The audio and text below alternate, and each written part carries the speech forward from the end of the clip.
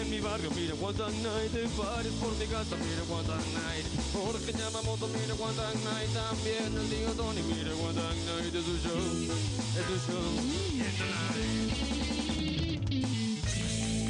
Jorge Yamamoto es psicólogo y tiene años estudiando por qué somos felices y ha publicado recién, ahorita, el 30 de noviembre, La gran estafa de la felicidad. Jorge Yamamoto está con nosotros hoy. Gracias, Jorge, por estar aquí. Muchísimas gracias.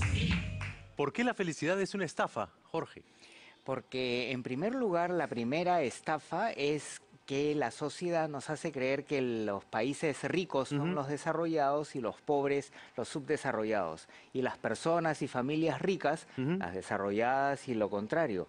Pero lo que se ha encontrado es que las personas y países ricos tienden a ser más depresivas, menos felices, más instrumentales en las relaciones y tienen hasta menor salud física y mental. Pero para curarse de este remedio ahora se propugna que el fin de la sociedad y de la vida es la felicidad. Las Naciones Unidas, la OSD y todo el mundo tiene la obligación de ser feliz, de no estar triste, etc.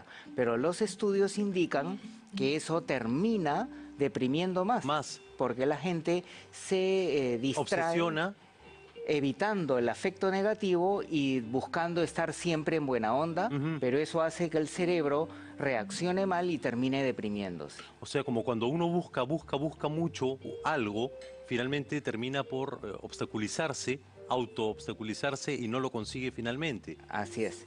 Y más bien hemos encontrado que al margen de la situación económica, coyuntural, contextual, las personas que aceptan amablemente lo que les tocó vivir, pero se enfocan en dar el siguiente paso, se esfuerzan, se dedican, son buenas personas y buenos ciudadanos, cuando alcanzan ese paso, la consecuencia es la felicidad. Y esto dura poco porque hay que dar el siguiente paso. Entonces, no es el fin, sino es el premio que la evolución nos ha dado para reforzarnos cuando hacemos las cosas bien. O sea, la felicidad no es un fin. No es un fin. El fin es salir adelante y mejorar como individuo, como familia y como sociedad. Cuando ocurre eso, aparece la felicidad. Pero cuando hay algo que interfiere con esto, aparece una sabia consejera que es la infelicidad. Entonces, en vez de estar mirando la mitad del vaso lleno, metiéndose pepas o lo que sea por cualquier vía oral, nasal o afín, tenemos que darnos cuenta qué está pasando. Y más temprano que tarde vamos a encontrar un rollo con nuestra familia, amigos, trabajo, lo que sea. Nos dedicamos, lo resolvemos y la consecuencia será la felicidad, pero lo más importante es que mejoramos y resolvimos un problema. O sea, a diferencia de sociedades de pronto como la nuestra, que valoramos, por ejemplo, el contacto con la familia o con los amigos, la reunión familiar, el entorno familiar, ahí es donde se celebra, ahí es donde se busca, se encuentra la felicidad. Países más desarrollados se encuentran en el consumo, el estado más tranquilo, más feliz, y justamente esa sociedad de consumo, ese estado de consumo, esa ansiedad por consumir te lleva a lo contrario. Exactamente. Como somos una especie social, hace 60.000 años había alguien que lo choteaban y iba a estar en riesgo de muerte porque fuera del grupo somos presa fácil de los depredadores. Entonces la exclusión social era una señal de muerte y tuvo que darse una alerta de infelicidad cuando nos están excluyendo. Y cuando estamos incluidos y nos abrazan, la señal de que vas bien, que es la felicidad. Pero por X y razones la sociedad moderna ha alcanzado el ideal de la autonomía, el individualismo, y eso hace que la gente se aísle y termine siendo desarrollada, productiva e infeliz. El típico escenario de una alta ejecutiva que vive en un superdepartamento en Europa y llega en la noche a su casa a alimentar su gato y meterse 5 pastillas antidepresivas para estar lista para el día siguiente. Mientras que en comunidades amazónicas, andinas, en callejones de un solo caño, todo el mundo está apoyándose y matándose de risa. Donde tus expectativas son de pronto, no sé si menores, pero más reales, más próximas. En todos los contextos sociales y económicos hemos encontrado que el ajuste entre el nivel de expectativa y los recursos Ajá. predicen un bienestar sostenible. Ajá. Pero no es cualquier meta alcanzada la que lleva a la felicidad, sino son las metas que han formado parte de nuestra evolución. La vida en grupos, el soporte, contribuir a la sociedad, ser una buena persona. ¿Somos los peruanos una sociedad feliz?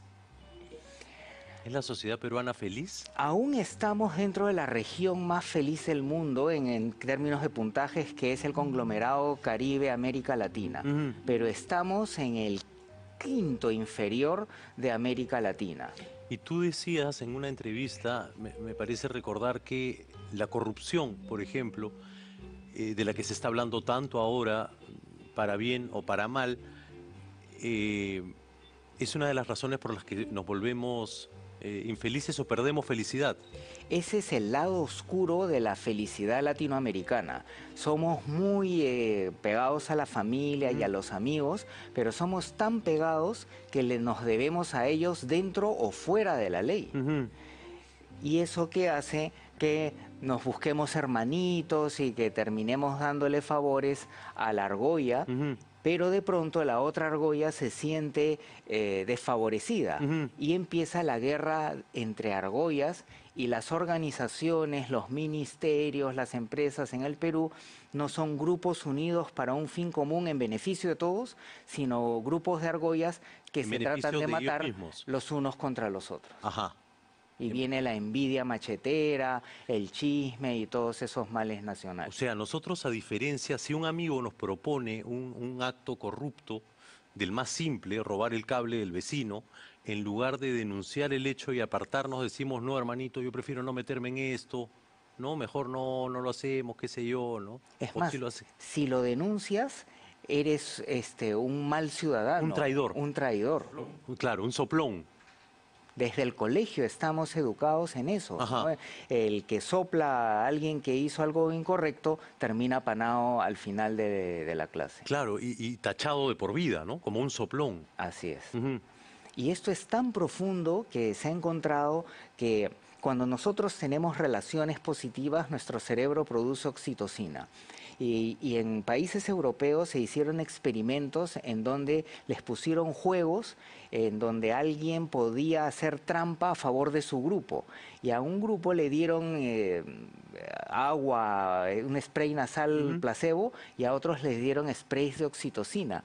Y los europeos se volvieron latinoamericanos traferos cuando tenían el spray de oxitocina. ¿Ah, sí?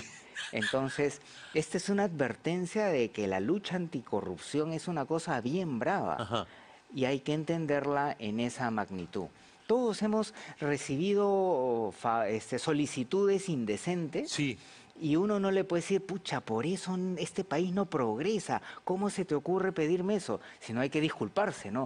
No, hermanito, ahora hay mucho control, ¿no? Exacto. Así ya no se puede. No, ahora no se puede, es lo que dice, ¿no? Entonces, así de profundo está en nuestra cultura el tema de la argolla cuasi o totalmente corrupta. O incluso, yo he escuchado en estos días pero si así funciona. Si no lo hago yo, lo hará otro. Claro.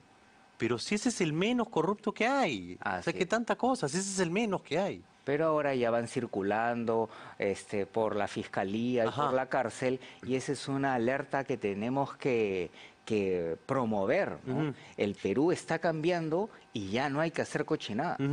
Así como cuando en algún momento se comenzó a denunciar o comenzaste a pensar que no ponerte cinturón de seguridad era un peligro para tu vida y para los demás, y ahora todos usamos cinturón de seguridad porque eso es, creo, un hecho insólito, ¿no? En nuestra sociedad. De pronto, en muy poco tiempo, todo el mundo comenzó a usar cinturón de seguridad. Pero nos resistíamos al comienzo, ¿no? Sí, claro. Algunos no queríamos. Nosotros hemos sido de la generación que manejábamos sin cinturón de seguridad, de pronto. Así es. Pero de pronto ahora un niño te dice cinturón de seguridad, o un niño te dice, por ejemplo, fumar es malo, ¿no? A mí me lo han dicho niños chiquititos. ¿Qué haces? ¿Qué es eso? Entonces te sientes que eres un drogadicto, ¿no? Así es. O un marciano. Así es. Y bueno, te das cuenta que efectivamente en los niños están funcionando estas ideas. De alguna manera en nuestra sociedad tendría que pasar lo mismo con temas de corrupción. Así es. Y para llegar al tema de la felicidad, una vez que solucionemos ese tipo de problemas, podemos alcanzar un grado de felicidad mayor como sociedad. Claro, hay que mantener un equilibrio porque las sociedades con menos oxitocina, con menos relaciones familiares y amicales, tienden a progresar más, pero ser menos felices. Entonces tenemos que evitar convertirnos en otro país rico e infeliz, pero tenemos que combatir la corrupción. Entonces, seguir apoyando a la familia y a los amigos, pero dentro de la ley, no fuera de la ley. Y en ese equilibrio, no solamente vamos a alcanzar una gran felicidad, sino antes de eso, un enorme desarrollo. Y ese desarrollo para mi familia y para todo el Perú es lo que como consecuencia nos va a traer una felicidad sostenible. Huancayo, has dicho tú que es una de las ciudades que tiene mejores índices de felicidad. ¿Por qué? Porque adolecen de uno de los más grandes males peruanos, que es la envidia machetera. Cuando un peruano progresa, el otro se siente miserable.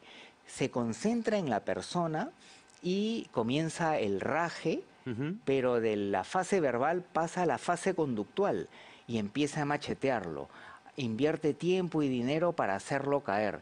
Y la máxima manifestación de esto es el daño, en donde la gente va, paga su plata para que la nueva pareja tenga infelicidad, para que el compañero de trabajo pierda su éxito y el empresario emergente caiga. Y con eso se corta la cooperación, que es nuestra gran fuente de felicidad y de desarrollo. En el Valle del Mantaro, un huanca progresa y el otro también se siente miserable, porque eso es universal. Pero no se concentra en la persona, sino en el logro. Y cognitivamente es un mecanismo automático, empieza a ver cómo la hizo. Si hay meritocracia, porque si lo hace porque es sobrino y primo, ahí se abandona la cosa. Pero si hay meritocracia, se motiva más que la admiración. Y terminan todos saliendo adelante. El envidiado se vuelve envidioso y dice, desgraciado, me la hiciste, pero yo también puedo. Y así van avanzando en una competitividad que al final se vuelve sana y corporativa. Y ahí, digamos, eso se traduce en felicidad, ese estado se traduce en felicidad. Así es. O sea, en nuestro país lo que yo creo es que el sinónimo de... El significado, el concepto de nación no se cumple, porque la nación, el significado de nación, el concepto de nación, es un grupo de personas que viven en un mismo territorio, que comparten el mismo territorio, pero a su vez comparten un objetivo común. Exacto. En nuestro país, desgraciadamente, no existe. Somos un montón de personas que vivimos acá, pero no tenemos un objetivo común. La nación es mi argolla, es decir, somos una sociedad tribal que no hemos evolucionado a ser una sociedad en sentido estricto. Estamos conversando sobre la felicidad y por qué la felicidad podría ser una gran estafa. Jorge Yamamoto está con nosotros hoy en Guantán Night. Hacemos una pausa y regresamos y seguimos conversando.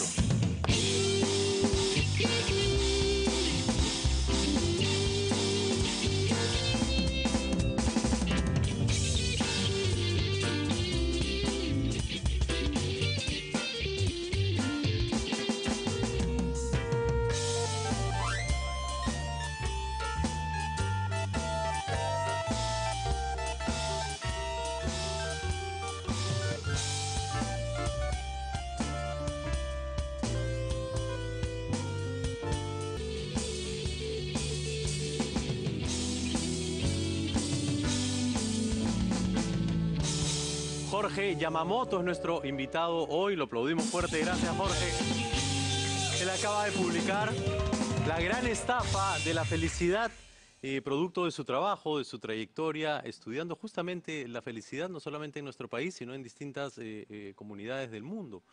Y estábamos hablando en el corte y me decías algo que es muy interesante. El Mundial de Fútbol, por ejemplo, que ha sido tan esperado, nos unió a todos los peruanos con un mismo objetivo, llegar al Mundial, hacer un buen papel en el Mundial. Y eso condujo a la felicidad.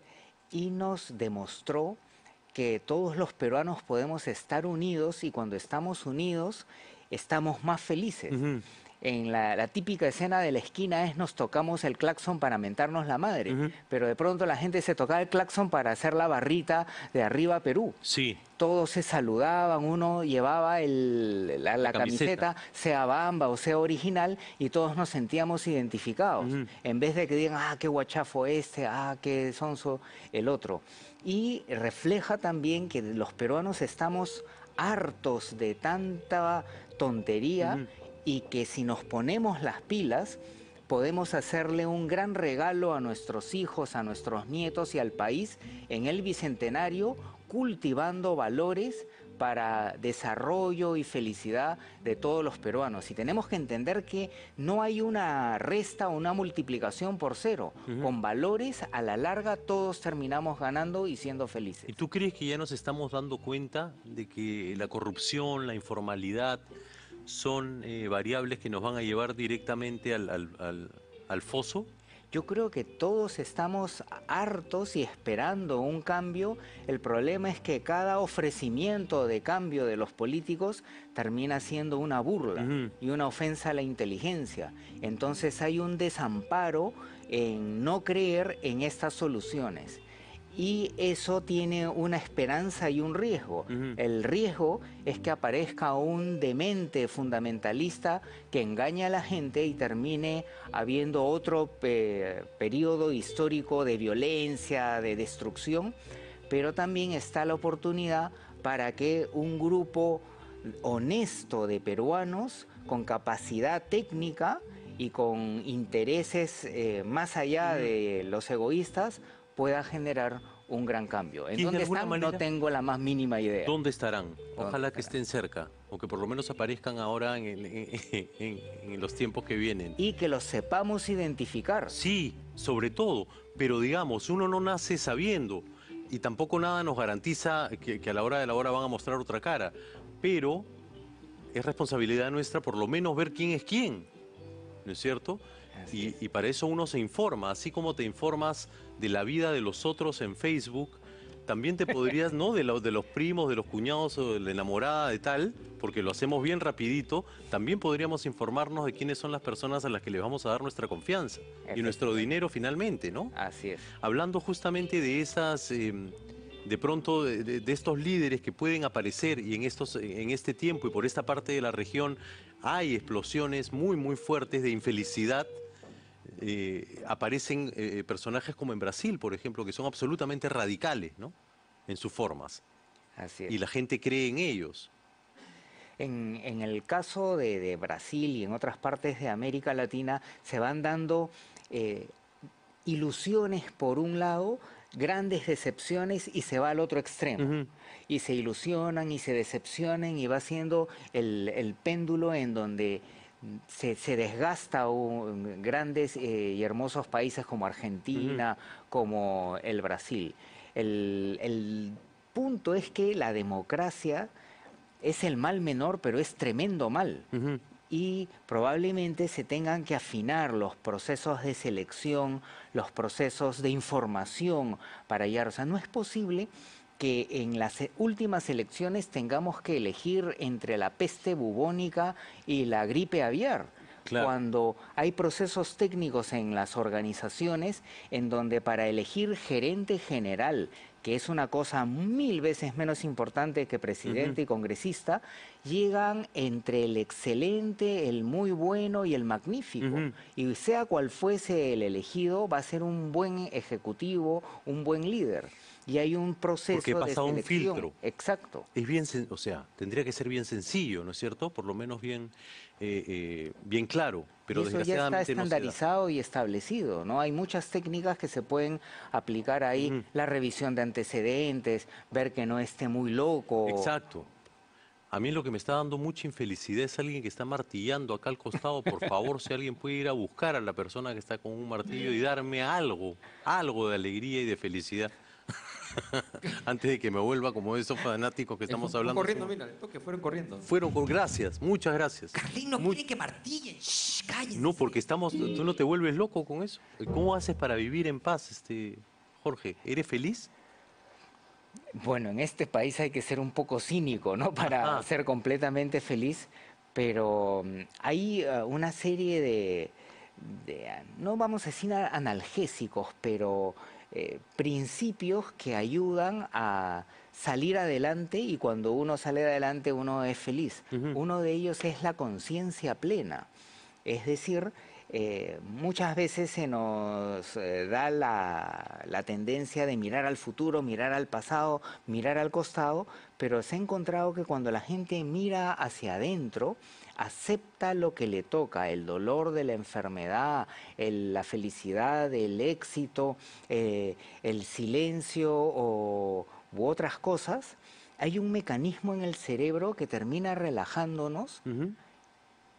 concentrándonos y llevando a un estado de equilibrio.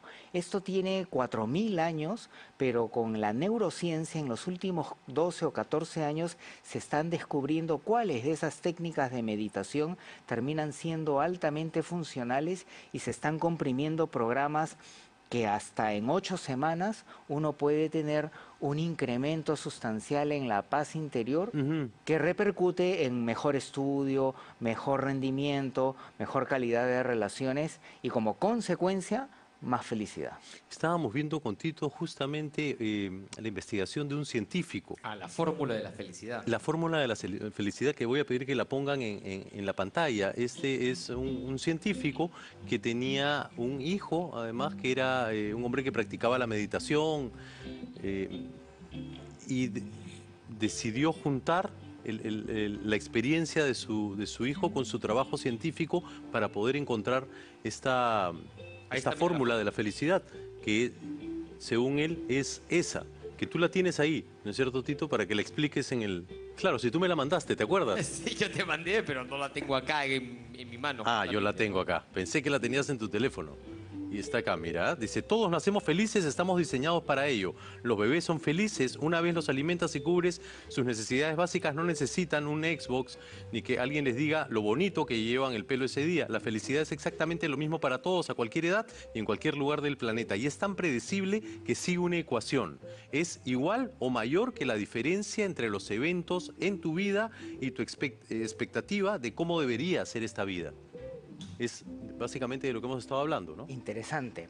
Ujú. Eh, Este hombre aplicó además esta ecuación cuando su hijo murió y cuando le iban a dar el pésame en el velatorio de este hijo, aplicó esta técnica y él estaba, digamos, tan equilibrado que podía ser él quien le diera el pésame a los amigos del hijo. Eso tiene mucho que ver justamente con la conciencia plena, que en verdad va un paso adelante y es la no expectativa. Ujú, Y al no haber expectativa, no puede haber frustración. En nuestro grupo de investigación en el año 2006 publicó una ecuación de la felicidad basado en estudios en comunidades rurales en Asia, en África, en Latinoamérica, y encontramos que, número uno, qué metas trascendentes de vida se plantea la gente. ujú, ¿No? Uno puede tener miles de metas, pero no más de 3 metas fundamentales de vida. Cuando estas metas sintonizan con la evolución, como familia, como una buena comunidad, se da el primer paso hacia la felicidad. Pero si uno apunta a metas materiales, estatus, uno puede gastar la vida entera, ujú, matarse y morir, pero al final no encuentra la felicidad. ujú, Entonces, metas de la profunda naturaleza humana, en un grado que esté acorde con nuestros recursos. Y eso lleva a la satisfacción con la vida, que es más o menos lo mismo que de esta ecuación. ujú. Pero le añadimos una variable cultural que son los valores.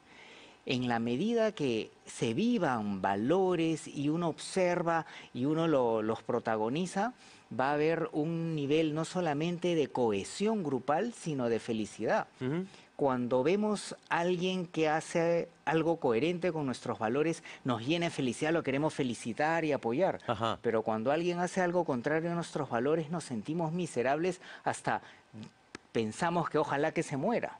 Sí. De hecho, cuando se le presentan estas imágenes coherentes o incoherentes con los valores a las personas, en resonancia magnética se activa la región coronal de la amígdala, que es la misma área que activa la supervivencia, el temor a la Claro, muerte, tiene sentido. la vida familiar, etcétera. Si no tenemos valores, si no tenemos principios, si no tenemos líneas claras a seguir, es muy difícil que podamos identificarlas en otros y cuando, ¿no es cierto?, no nos vamos a alegrar, ni nos vamos a entusiasmar, ni nos vamos por nada de lo que veamos. Nuestra experiencia va a ser absolutamente negativa siempre. Así es. Por eso cuando estamos manejando y vemos a alguien que comete la típica barrabasada limeña, nos sentimos profundamente miserables porque es una señal de que estamos en una sociedad sin valores. Ujú. Sin embargo, si tuviéramos los mismos valores de la persona que está cometiendo esta brutalidad, no nos alegramos, sino nos da más fuerza para seguir comportándonos igual. Así es. Y todo se convierte en un caos. Exactamente. Y el siguiente punto es cuando la conducta contraciudadana se instala como valor. En los estudios que hemos hecho a nivel poblacional no hemos encontrado el valor de la honestidad, sino el valor de sacar provecho de la oportunidad en favor nuestro y de nuestra argolla. Ujú. Por ejemplo, cuando hubo esto de los Vladivideos, Sí. la gente, en vez de decir, pucha, qué corrupción, por eso no avanza el país, la gente decía, Qué inteligentes. qué bruto, cómo no la supo hacer. Claro. O qué capo es este pelado de Montesino. Qué capo es. Hoy es un genio, decían Así. todo el mundo. Jorge Yamamoto está con nosotros hoy. Él ha publicado La Gran Estafa de la Felicidad, que es el resultado de muchos años de estudio, justamente investigando por qué las sociedades son o no son felices. Y bueno, vamos a poder encontrar muchas cosas de nosotros seguramente aquí, poder conocernos un poco más, que es el primer paso para poder vivir en comunidad y poder ser felices de alguna manera, si es que se puede. Jorge Yamamoto está con nosotros hoy en Guantán Night. Él acaba de publicar La Gran Estafa de la Felicidad. Gracias, Jorge, por estar Gracias con nosotros. a ti, al Tú contrario. eres filósofo, además de psicólogo. Integraste un grupo de investigadores que tenían como misión descubrir por qué los ciudadanos de países como Bangladesh, Etiopía, Tailandia y Perú tenían mayor sensación de bienestar que otros nacidos en economías más prósperas. Así es. ¿Eso hace cuánto tiempo fue? Ese proyecto comenzó el 2003 y terminó en el 2008-2009. Ujú. ¿Y esto fue motivado por qué? El gobierno británico estaba preocupado porque su economía en ese entonces crecía de manera sostenible, pero los índices de depresión crecían y el bienestar no se movía. Entonces dijeron, vamos a estudiar estos países pobres con un montón de problemas y cómo pueden ser felices. Y eligieron el Perú, Bangladesh, Etiopía y Tailandia. Inicialmente trajeron una metodología basada en los diseños de la Organización Mundial de la Salud, pero nosotros teníamos algo de experiencia y le dijimos, eso no va a funcionar y vas a tener más de lo mismo. Entonces les propusimos poner a antropólogos a vivir durante un año en comunidades muy alejadas de esta influencia moderna infeliz. Luego conversábamos con la gente, hacíamos entrevistas para que nos digan la felicidad en sus propias palabras. Luego generamos una encuesta, una escala psicométrica, hicimos un modelamiento matemático que luego dialogó con la observación y la convivencia. Y ese programa terminó siendo un método muy reconocido a nivel internacional.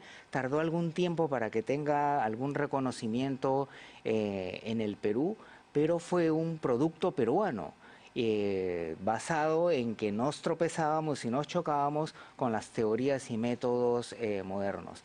Eso luego generó políticas públicas en el Reino Unido, se presentó al Parlamento para desincentivar la acumulación de riqueza y generar más orientación hacia la familia.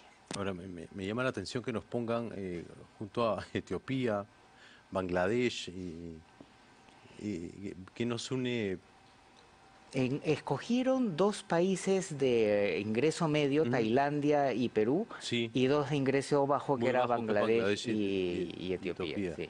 Y leía al final de tu libro un agradecimiento a Richard Hidalgo.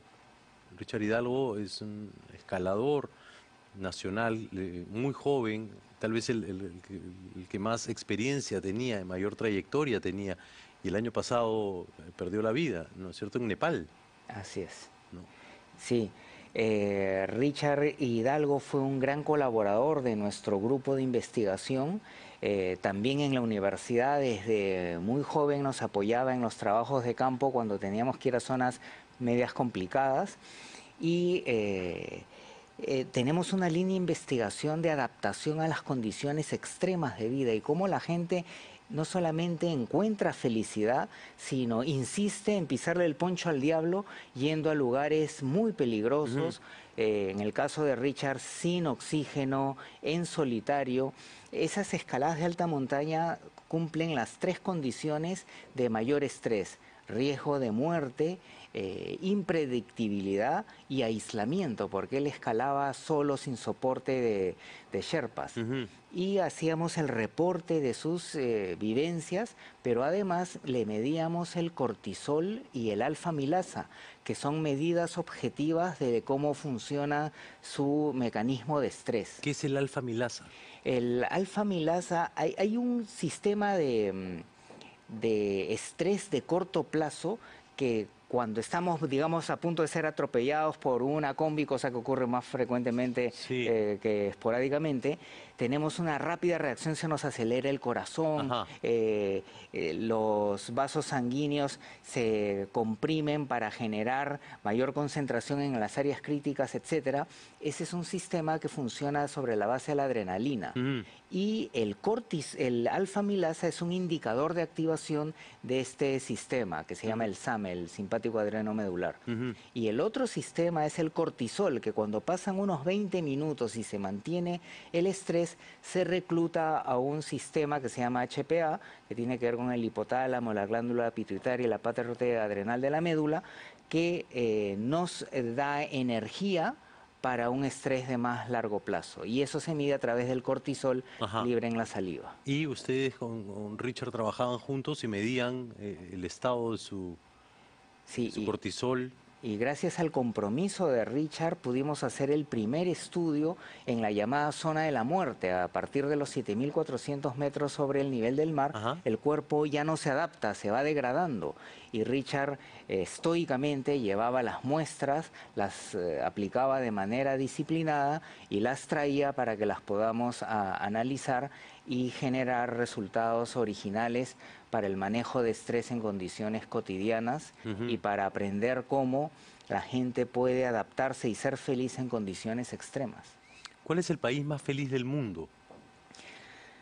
Los estudios, depende de qué índice se tome, pero en nuestra opinión Colombia termina siendo el país más feliz del mundo. Se habla de Bután, pero no es propiamente un... Charlie García decía que era Brasil.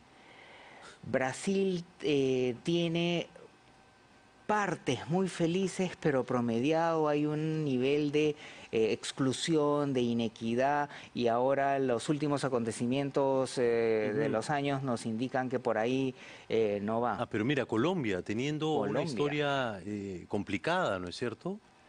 Una historia difícil, similar a la nuestra en alguna época, de pronto, con mucha violencia interna, ¿no? Y en parte es por esos problemas, pero que se resuelven con mucha unidad familiar, pero con un proyecto nacional, ¿no? En Colombia marcha la policía y les tiran flores. No, acá no sé qué le tiran a la policía, pero no son necesariamente, flores, ¿no? Hay un mecanismo en el cual... ¿Y tú crees que después de la violencia que vivió Colombia en los años fines de los 80s, 90s por el narcotráfico, la gente se unió y eso generó un sentido de solidaridad y de comunidad que finalmente se ha traducido en este resultado de felicidad? Yo estoy de acuerdo con esa afirmación y probablemente por eso Colombia sea uno de los países líderes en responsabilidad social empresarial. no sé si por necesariamente buena voluntad o por conveniencia, pero probablemente una mezcla de ambas, supieron que pasado cierto nivel de desequilibrio social, les pasa la factura a las empresas y a la sociedad. Bueno, pero por lo que sea, finalmente ese modelo, ese sistema funciona para que todos caminen bien. Y eso se traduce en lo que estamos hablando, en felicidad.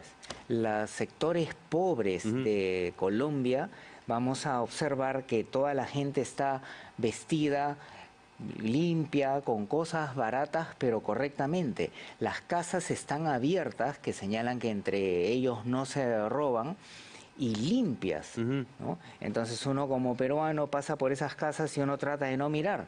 Y nuestros amigos colombianos Te nos invitan. dicen, mira, es para que digan, para que vean que son pobres, pero con dignidad. Pero eso habla mucho de cuánto se quieren, ¿no? Exactamente, hay una muy elevada autoestima. Jorge Yamamoto.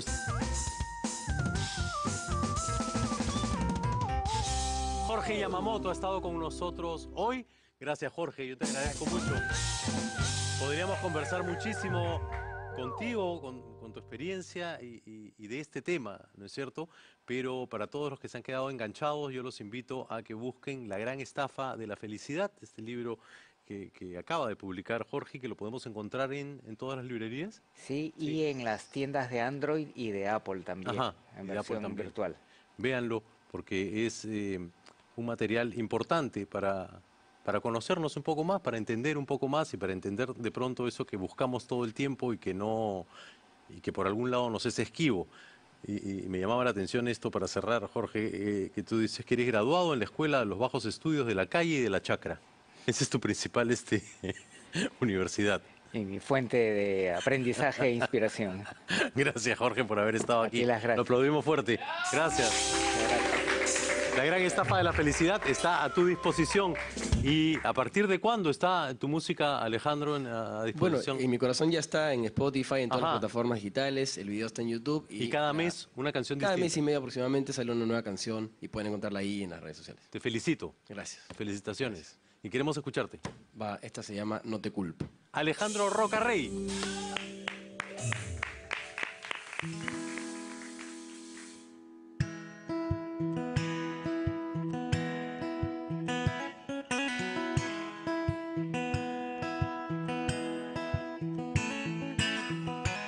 Hemos llegado tan lejos, hemos cruzado cada límite posible y tú aún no quieres decidir.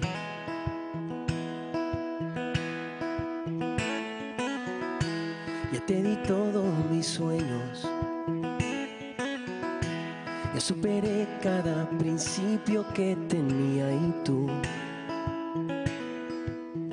aún no quieres decidir. No te culpo, sé cuál es tu duda, amor. Sé que tienes dentro, amor. Pero yo me muero